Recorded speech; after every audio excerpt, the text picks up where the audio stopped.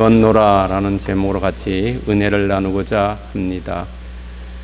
여러분, 우리가 어떤 사업체에서요, 사장하고 종업원이 있지 않습니까? 그런데 만약에 사장이라는 분이 종업원에게 물었을 때 어떻게 대답할 것이냐는 겁니다. 우리가 이 제주도에 공사가 지금 많이 하고 있는데요. 그 공사장의 건축주가 오신 분들에게 사람들에게 질문합니다. 뭐라고 질문하냐? 이렇게 질문합니다. 당신은 지금 무엇 하고 계십니까? 라고 질문합니다.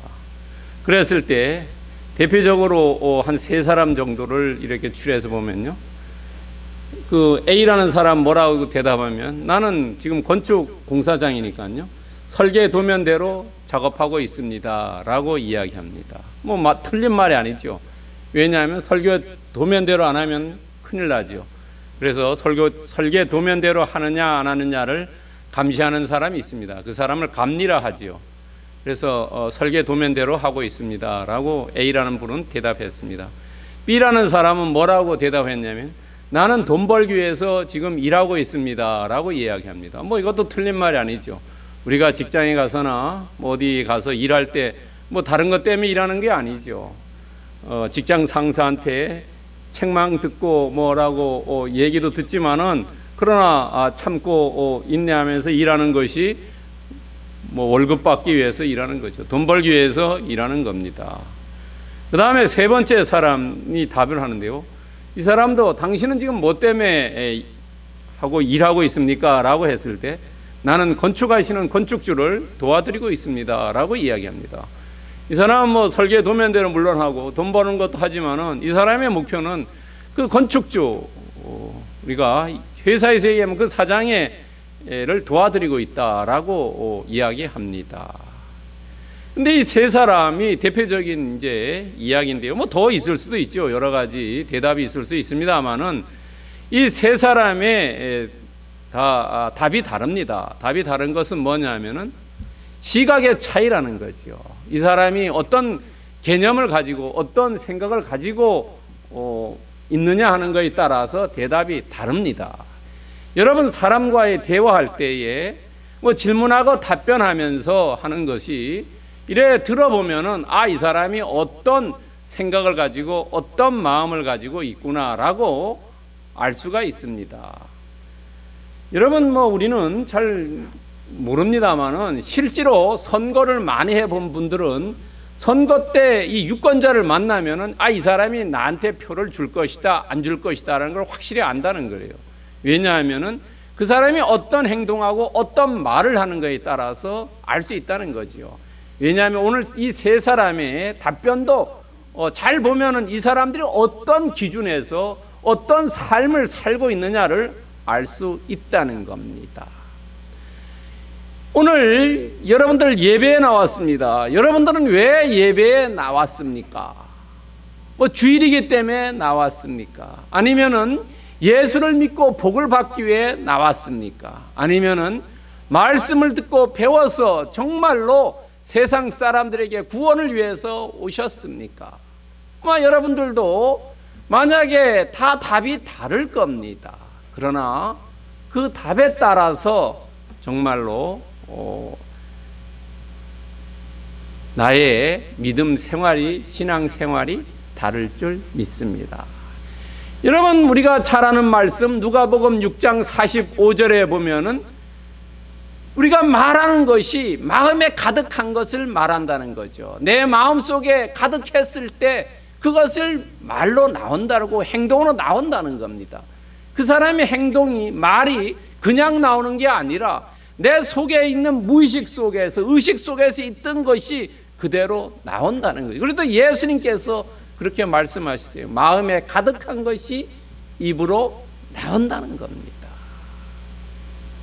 자, 오늘 본문을 한번 보겠습니다. 본문에 보면은요, 오늘 1절에 보면은, 오늘 교회의 성경책 보면은 1절에 이렇게 하면서 그 마지막에 말하거니와를 보면은 작은 글씨로 나와 있어요. 그것은 원래는 헬라어에는 없습니다. 원어에는요.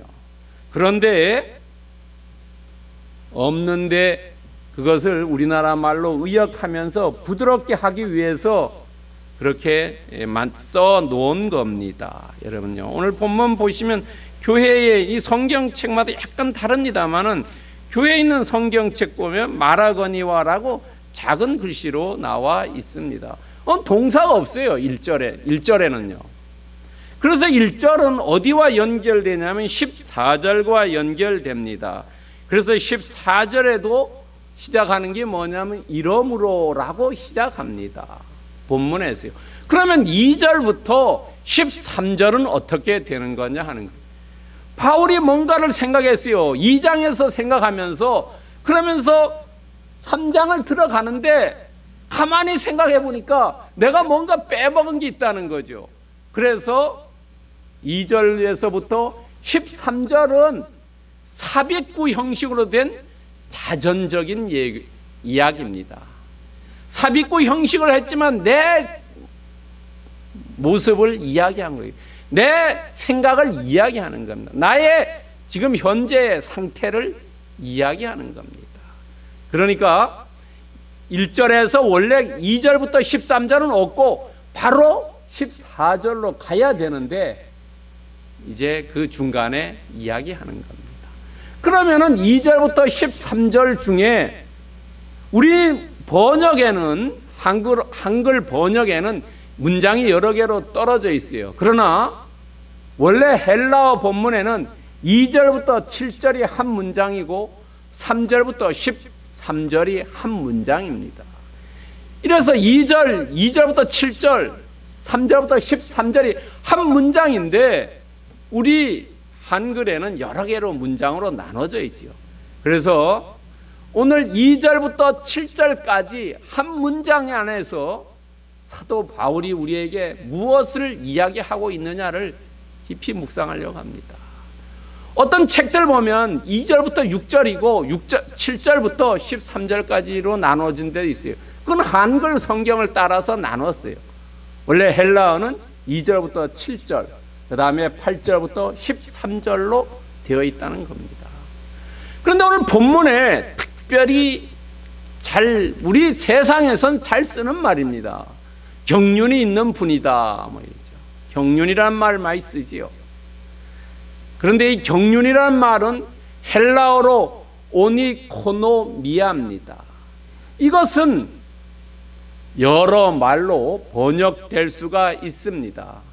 그런데 똑같은 오니코노미아라는 이 헬라어를 골로새서 1장 25절에서 뭐로 번역됐냐면 직분으로 번역했습니다. 그래서 우리나라 성경 중에도 표준 세번역 성경을 보면 경륜이라고 번역하지 않고 직분으로 번역했습니다. 그래서 여러분들 성경에 경륜이란 말이 나오면은 이것을 경륜이라는 것이 세상적인 의미의 그런 경륜이 아니고 그냥 직분이다 라고 해서 경륜 대신 직분이라는 단어를 넣어가지고 읽으면 훨씬 더 이해하기가 쉽습니다. 그 다음에 또 하나 단어가 나오는데 비밀이라는 단어가 나옵니다. 우리가 세상적인 비밀하고 이 성경에 나온 헬라어 뮤스테리온, 이 비밀하고 조금 다릅니다. 세상에는 비밀이라는 것이 그냥 누구든지 모르는 거지만 성경에서 나오는 비밀이라는 것은 예수님께서 오셔갖고 우리에게 모든 걸 알려주셨다는 거예요. 그 전에는 비밀이었지만은 알려주셨기 때문에 그게 더 이상 비밀이 아니라는 거죠. 우리가 예수 그리스도를 믿기 전에는 정말로 이 비밀스러운 것이 신비스러운 것이 있었지만 예수 그리스도를 믿고 하나님께서 우리에게 말씀을 주셨고 그 말씀에 의해서 우리의 삶을 살고 모든 것이 다 갖고 이 성경 안에 있는 그것을 알게 되면은 그것은 비밀이 아니라는 거죠. 그래서 예수 그리스도가 오셔갖고 우리에게 모든 걸 알려주셨다는 거죠. 감추어졌던 것을 다 알려줬다는 겁니다. 그래서 세상적인 비밀은 사람이 죽으면 미스테리로서 남지요. 그냥 비밀로서 세상 사람들이 그런 얘기도 하지 않습니까? 무덤까지 가져갈 비밀이라 그런 거죠. 영원히 모르는 그런 것들이죠. 그러나 성경에서 비밀은 그게 아니다. 예수 그리스도 오기까지는 알려지지 않았지만 예수 그리스도가 옴으로써 모든 것이 다 알려졌다는 거죠. 이것이 비밀입니다. 그 다음에 오늘 또 하나 단어가 있는데요. 이건 지체라는 단어입니다. 여러분, 지체라는 단어를 많이 씁니다. 성경에서 많이 쓰고요. 또 우리가 일상적으로 교회에 사는 사람들끼리 이야기할 때도 많이 씁니다. 그런데 오늘 에베소서 3장 6절에 나오는 지체라는 것은 신약 성경의 헬라어 휘소모스라는 이 단어는 딱 이곳에 하나만 나옵니다. 그러면 다른 곳에 나오는 지체라는 단어는 어떤 거냐? 헬라어 멜로스라든지 메로스라는 걸 씁니다. 멜로스는 사지고요, 메로스는 부분입니다. 그런데 이 지체, 오늘 휘소모스는 어떤 의미냐면 헬라어에서 우리말로 하면 우리 하나의 한 몸입니다. 한 몸. 한 몸을 이야기해요. 그러니까 어떤 사람이 교회에 오면 우리가 권속이라 해서 우리 같은 교회 이렇게 하나로 되었다, 그 의미입니다. 지체라는 것이요. 그런데 이 지체보다는 한 몸이라고 번역한 것이 더 낫지 않냐 하는 생각이 듭니다. 그런데 다른 데 있는 지체하고 조금 의미가 다릅니다. 그러니까 오늘 함께 한 몸이 되었다 이죠. 함께 상속자가 되었고, 함께 한 몸이 되었고, 함께 약속에 참여하는 자가 되었다라고 세 가지를 이야기하죠. 그럴 때 거기 지체라는 것은 이 몸의 하나가 부분이 아니고 한 몸이 되었다라는 의미입니다. 오늘 설교 제목이 내가 일꾼이 되었노라라고 이야기합니다. 여러분, 일꾼하고 성경에 보면 또 다른 이야기가 하나 있어요. 여러분, 포도원의 품꾼 이야기 나오지요. 일꾼과 품꾼이 다른 어떤 의미가 있느냐 하는 거예요. 일꾼이라는 것은 헬라어로 디아코노스고요, 품꾼이라는 것은 헬라어로 에르카데스입니다. 이것이 차이가 있어요. 우리가 생각하면 품꾼하고 일꾼하고 비슷한 단어 같지만은 차이가 있는데 뭐냐면, 일꾼이라는 것은 돈에 대해서 조금 초월한 것을 이야기합니다. 바울은 선교할 때 자비량을 했지요. 자기가 돈 받으면서 하는 게 아니라 자기 돈을 벌면서 선교를 했어요. 이런 사람을 일꾼이라고 얘기합니다. 그 다음에 품꾼이라는 것은 내가 일당을 받으면서 일하는 게, 돈에 대해서 더 중요성을 둔 것은 품꾼이고 일에 대해서 더 중요성을 둔 것은 일꾼입니다. 그래서 옛날에 품앗이하고 이른다 그러죠. 품앗이라 그러죠. 품꾼입니다. 돈을 해서 왔다 갔다 하는 거예요. 그런데 일꾼이라는 것은 자기 집에 1년 동안 이래 와서 있으면서 1년에 세경 얼마 주고 있는 거죠. 그런 사람들은 품꾼이라는 거 일꾼이라 그러죠. 그러니까 이 의미가 다른 겁니다. 내가 일꾼이 되었노라라고 바울이 얘기하는 것은 정말로 주님을 위해서 열심히 일하는 거죠. 열심히 일하는, 일이 더 중심이었다는 겁니다. 예수님이 더 중심이었다는 겁니다. 그렇다면 내가 일꾼이 되었노라라고 이야기했어요. 어떤 일꾼이 되었냐 하는 거예요. 첫 번째는 갇힌 자입니다. 갇힌 자고요. 두 번째는 받은 자고요. 세 번째는 배달자입니다. 오늘날 우리에게 적용해서 얘기하면 갇힌 자, 우리는 갇혀 있지 않죠. 대신 뭐라고 표현할 수 있어요? 갇힌 자 대신에 메인자지요. 예수 그리스도에게 메인자다. 예수 그리스도가 우리가 연결되어 있는 사람이다는 거죠. 그 다음에 받은 자 대신 수혜자다는 거죠. 예수 그리스도의 은혜를 받은 사람, 수혜자다. 세 번째는 배달자보다는 전달하는 사람입니다. 우리가 예수님의 그 말씀을 다른 사람에게 영혼이 불쌍해서 다른 사람에게 전해주는 거죠. 그리고 그 사람들에게 예수 그리스도가 제자가 되라고, 예수 그리스도의 신자가 되라고 이야기하죠. 내가 일꾼이 되었노라는 것은 갇힌 자와 받은 자와 배달자이지만 오늘날로 얘기하면 메인자와 수혜자와 전달자라는 겁니다. 그렇다면 갇힌 자는 어떤 의미냐 하는 것이지. 갇힌 자라는 것은 사역으로 당한 환난을 고백했어요. 내가 어려움이 있다. 내가 예수 그리스도에게 메인자 되었다. 나는 예수 그리스도를 믿는 사람이고 내가 예수 그리스도 때문에 어떤 것도 할 수 있다. 어려움을 당해도 그것을 극복할 수 있다라고. 오늘 갇힌 자는 사도 바울은 지금 로마의 감옥에서 지금 갇혀 있어요. 왜 갇혀 있습니까? 그리스도 예수의 일 때문에 갇혀 있다는 거죠. 그리스도 때문에 갇혀 있다는 거죠. 여러분, 우리를 생각해 보세요. 우리는 어땠어요? 예수 그리스도의 크리스찬으로서, 신자로서, 제자로서 어려움을 당할 때 누구 때문에 어려움 당합니까? 예수 그리스도 때문에, 일 때문에 어려움 당한다는 거죠. 예수 그리스도를 믿는 것 때문에 어려움을 당고 참고 인내하고죠. 손해볼 때도 있지 않습니까? 그리스도의 일 때문에 지금 사도 바울은 갇혀 있다는 거죠. 다른 사람에게 해를 끼친 게 아니죠. 어떤 죄목 때문에 살인죄라든지 도둑했다는 거지, 뭐 간음을 했다는 이런 게 아니지 않습니까? 단지 그리스도의 복음. 뭐 어떤 복음입니까? 2장 나오지요. 유대인과 이방인은 같다 하는 거예요. 그렇기 때문에 유대인들이 고소한 거 아닙니까? 유대인과 이방인이 같다, 같은 은혜를 주셨다는 그런 이야기 하니까 유대인들이 화가 나가지고 고소한 거 아닙니까? 이방인을 위했다는 거지. 이방인들 다니면서 너희들이 이방인이 아니다는 거예요. 육신으로는 이스라엘 백성이 아니지만은, 아브라함의 자손이 아니지만은 영적으로 너희들도 아브라함의 자손이다. 똑같은 상속자고, 너희들도 한 몸이고 그리스도와 한 몸이고, 너희들도 약속의 천국을 갈 수 있다는 거죠. 이런 걸 이야기해 줬다는 거죠. 이방인들이 아니라는 거죠. 영적으로는 다 똑같은 이스라엘 백성이라는 거죠. 아브라함의 자손이라는 거죠. 그렇기 때문에 이 사람은, 바울은 감옥에 갇혔어도 어때요? 자긍심이 있는 겁니다. 여러분, 올바른 일을 하면 어때요? 내가 교도소를 가더라도 자긍심이 있는 거지요. 그러나 부끄러운 일을 하면 어떻습니까? 수치를 당하는 거죠. 사도 바울은 지금 교도소에 있으면서도 이것이 치욕이 아니고 수치가 아니고 자랑이고 그리스도의 영광이다 하는 거죠. 나는 자랑스럽다, 이걸 이야기합니다. 교도소에 가더라도 올바르게 하는 자랑스러운 거죠.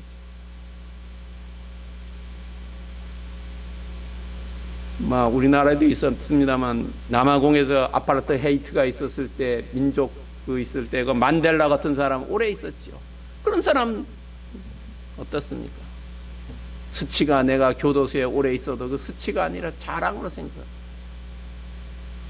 사도 바울도 그런 심정입니다. 자랑스러워. 그러니까 우리가 예수 그리스도 때문에 환난 당한다 하더라도 그거 수치가 아니라는 거죠. 자랑할 거라는 겁니다. 여러분, 로마서 1장 16절에 보면은 내가 복음을 부끄러워하지 아니하노니 이 복음은 모든 믿는 자에게 구원 주시는 하나님의 능력됨이라. 내가 복음 부끄러워하지 않는다는 거죠. 교도소 가더라도 그 복음, 내가 그것 때문에 교도소에 갇혔지만은 부끄러워하지 않는 거, 나는 오히려 자랑스러워요.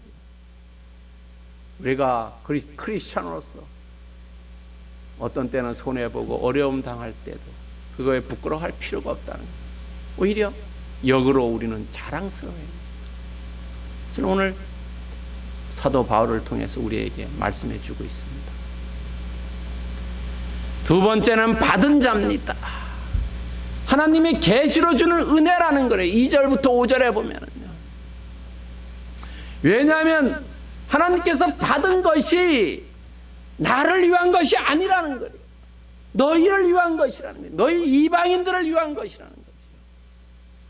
왜냐하면 내가 하나님으로부터 소명받았지만 그 소명이 나를 위한 것이 아니었다. 우리가 대부분 나를 위한 거를 생각하지요. 여러분, 돈을 많이 벌게 해주는 사람 주님께서 하시죠. 가정에 보면 어느 가정이고 대부분 보면은 그 가정에 돈 잘 버는 사람이 있어요. 또 공부도 잘하는 사람이 있어요. 그건 왜냐하면 그 옆에 형제 친척들을 돌보라는 겁니다. 너 혼자 잘 먹고 잘 사는 게 아니라 하나님께서 능력 주시면 그 능력이 흘러갈 때 그 사람의 능력이 정말로 자기 능력이 된다는 거예요. 여러분, 자기 혼자 잘 먹고 잘 사는 사람은 얼마 가지 못해요. 그런 부자는 3대를 못 갑니다. 그러나 경주 최보자처럼 여러 사람에게 도와준 사람, 그 사람은 몇백 년을 흘러가지요. 하나님이 우리에게 소명 주시고 크리스천 믿음을 우리가 널리 전할 때 우리의 믿음도 자자손손 대대로 내려가지만 나 혼자 잘 먹고 잘 살고 복 받아야 돼 있다는 것은 스톱된다는 거예요. 여기서 오늘 사도 바울은 이 소명인 다른 사람이에요. 다른 사람. 그리고 그 소명을 뭐로 했냐면 계시를 통해서 비밀을 알게 해 주셨다는 거예요. 이 비밀이 뭐냐면 지금까지 감춰져 있던 그것, 다시 말하면 복음이라는 거예요. 복음. 이 비밀은 복음이라는 거예요. 예수 그리스도 오기 전에는 알 수 없었다는 거죠. 이것을 받았다는 거예요. 알게 해줬다는 거죠. 뭐로 알게 해줬냐? 성령으로 알게 해주었다는 거죠. 여러분, 우리가 성경을 많이 읽어도 잘 모르는 것은 성령께서 우리의 눈과 귀와 마음을 열어주어야지 이해할 수 있는 거지요. 성령께서 역사해 주지 않으면 아무리 해도 모른다는 겁니다. 성령의 조명이 있어야지 알게 된다는 거죠. 성령의 조명이 되면은 막 이게 글씨가 알게 되는 거죠. 떠다닌다 하지 않습니까? 하나님이 계시해 주셔야 돼요. 알려주셔야 되는, 우리의 앞길을 아무도 모르죠. 우리가 성공의 길로 갈지 실패의 길로 갈지 파멸의 길로 갈지 승리의 길로 갈지 아무도 모르지만은 성령께서 우리를 이끌어 가시면은 우리는 그 당시 어떻게 판단할지를 몰랐지만 판단하고 보니까 하나님께서 올바른 길로 인도해 주셨다는 거죠. 알 수 있죠. 성령께서 역사해 주셔야만 아는 거죠. 그래서 우리가 늘 성령 충만되게 기도해야 되죠. 성령 충만되게. 여러분들, 성령이 고갈됐을 때 어떻습니까? 신경질만 나고 화만 나고 싸움만 하려고 그러고 판단해도 잘 안 되고 모든 일이 다 뒤틀려 버리죠. 그러나 성령 충만되었을 때는 관대해지고 일도 잘 되고 모든 사람들의 관계가 원만하게 되지 않습니까? 요한복음 16장 13절에 보면 성령이 오시면 진리 가운데 인도해 주시고 너희가 할 일을 알려주신다고 말씀하고 있지 않습니까?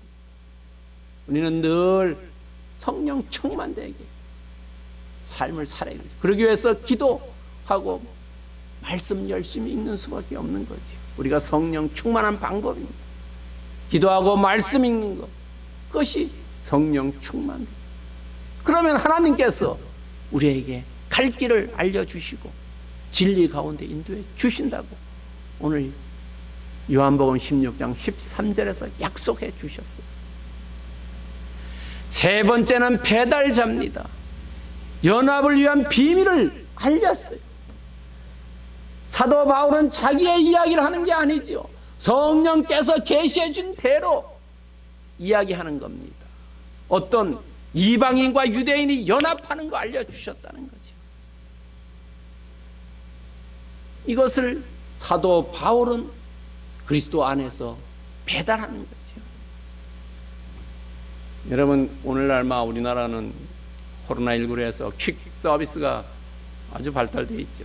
배달 앱을 통해서 많은 사람들이 배달을 부탁하죠. 또 우리나라도 택배도 잘 되어 있지 않습니까? 그 택배나 배달 앱을 통해서 배달받는 것은 그 하나면 어땠어요? 원래 물건을 그 주문처에서 받아가지고 소비자에게 갖다 주는 그 역할만 하는 거죠. 자기가 그 물건을 어떻게 하는 게 아니죠. 우리가 말씀을, 예수 그리스도의 성경의 말씀을 왜곡하거나 곡해하거나 비틀어지 않고 그대로 전달하는 거예요. 예수 안에서요. 그래서 바울이 이방인과 유대인이 하나다 하는 거예요. 그것을 전달해 주는 거예요. 그리스도 안에서는 모두가 다 하나지요.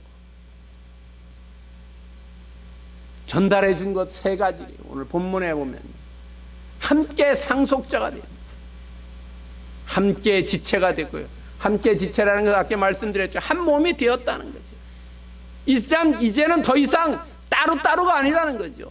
지체라는 것은 이 뭐 손이라고 다리죠. 그러나 그게 아니라 우리의 심장 하나가 되었다는 거예요.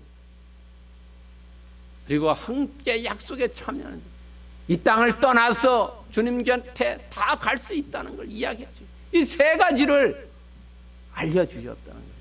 오늘날 우리도 하는 말이에요. 우리에게 하는 말입니다. 그런데 이 복음을 위해서 배달자는 어때요? 그대로 물건 나르듯이 주님께서 능력이 역사하는 대로 했다는 거죠. 가라면 가고 서라면 서고, 우리가 잘 아는 출애굽기의 불기둥과 구름 기둥처럼 서라면 서고 가라면 가고, 말에 입에 넣어준 말을 그대로 전하고, 앞에 두려움 없고, 복음을 위하여 그의 능력이 역사하는 대로 섬겼다는 겁니다. 이것이 배달자라는 거지요. 물건 택배 그대로 전달하는 거죠. 그 사람이 뜯어가지고 어떤 거 넣고 주소를 바꾸고 날짜를 바꾸고 그러지 않지요. 그대로 하는 거예요. 여러분, 역대하 18장 12절에 이런 말씀이 있습니다. 미가야를 부르러 간 사자가 그에게 말하여 이르되 선지자들 말이 하나같이 왕에게 좋게 말하니 청컨대 당신의 말도 그들 중 한 사람처럼 좋게 말하소서. 여기 미가야라는 사람은 선지자입니다. 간 사자는 누구냐면 아합 왕의 신하입니다. 아합 왕의 신하가 아합 왕이 신하를 시켜서 미가야 선지자를 좀 오라고 해라. 그러니까 이 사자가 가가지고 뭐란, 다 모든 사람들이 왕에게 아주 아참한 말 하니까 당신도 아참하세요. 이거는 배달자가 아니라는 거죠. 올바른 이야기 해야 된다는 거죠. 왕이 듣기 좋게 하는 얘기가 아니라 정말로 선지자로서의 할 얘기를 해야 된다는 거죠. 사도 바울은 자기가 감옥에 갇혀 있지만 얘기 그대로 했다는 거죠. 예수님도 그랬죠. 너가 유대 왕이냐고 물었을 때 아닙니다. 나는 그냥 평범한 사람이다. 갈릴리 나사렛의 목수입니다라고 이야기했으면 십자가에 안 돌아가셨죠. 그러나 네가 말하는 게 맑다 이래죠. 너가 말하는 것이 옳도다라고 얘기했지 않습니까? 그대로 하나님께서 말씀해 주신 그대로 이야기하는 거예요. 우리가 성경에 있는 말씀 그대로 해야지, 이거를 비틀거나 왜곡시키거나 곡해하면 어떻게 되는 거예요? 큰일 나는 거죠. 이단이 되고 사이비가 되는 거죠. 오늘 여기 역대하 18장 12절에 얘기했듯이 사람들을 좋게 하면 아닙니다. 있는 말씀 그대로 해야 된다. 배달자는 그대로 전달하는 거죠. 배달 물건 그대로 얘기해요. 그렇다면 오늘 본문을 통해서 나는 내가 일꾼이 되었노라라고는 이 본문을 통해서 핵심 메시지는 뭐냐 하는 거예요. 핵심 메시지는 신자에서 제자라는 겁니다. 여러분, 불신자하고 신자가 있죠. 불신자는 믿지 않는 사람이래. 신자는 머리로만 믿는 사람이 신자입니다. 행동을 하는 사람은 제자래요.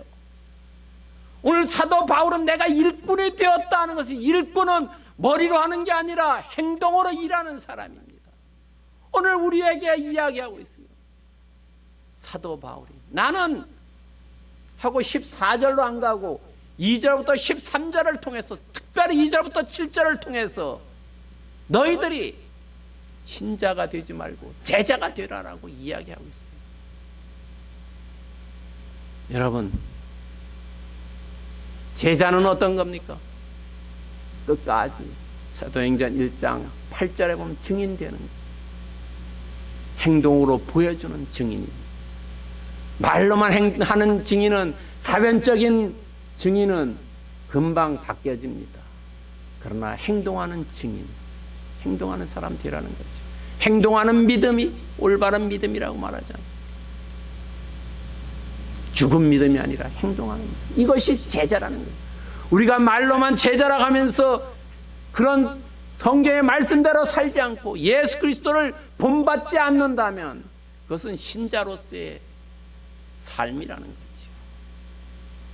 제자로서의 삶은 그리스도의 말씀 그대로 따르는 일꾼의 삶이라는 거죠.